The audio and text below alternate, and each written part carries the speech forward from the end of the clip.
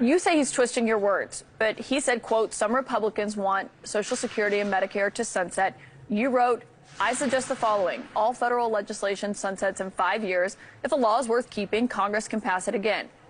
You are a Republican. Medicare and Social Security are federal legislation. And you said if it's worth keeping, Congress can pass it again. But no one, I don't think, has confidence that if something comes up for a vote every 5 years, that Congress is going to be able to make sure it stays, especially something that vitally important to so many. Kayla, I've been clear. I'm not going to do it. In contrast, let's remember, just a few months ago, all Democrats voted and Joe Biden signed a bill to cut $280 billion out of Medicare. $280 billion cut out of Medicare. That's not true, Senator. We talked about this the other day when you were on the program, what it passed in the Inflation Reduction Act, reducing drug spending, is not cutting benefits to Medicare. Okay, Kayla, let me just read you something Jake Tapper said. This is back when Republicans were proposing reducing the cost of Medicaid.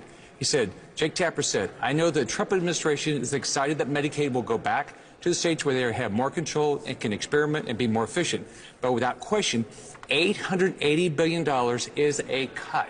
So is it a cut when Republicans do it, but not a cut when Democrats propose savings? But what you're referencing, Senator, I looked into this because we talked about it the other day, and even the senior VP for AARP's government affairs said this has been fact-checked repeatedly and shown to be a lie. In fact, this bill saves Medicare nearly $300 billion by lowering the price of drugs. Only drug companies would say that saving people money is a bad thing.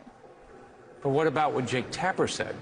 I mean, what Jake Tapper said... Was Jake Tapper referring to the Inflation Reduction Act? I don't think he was. He was referring to a reduction in costs in Medicaid. So that's a cut. But how does that have to do with what Democrats passed last fall?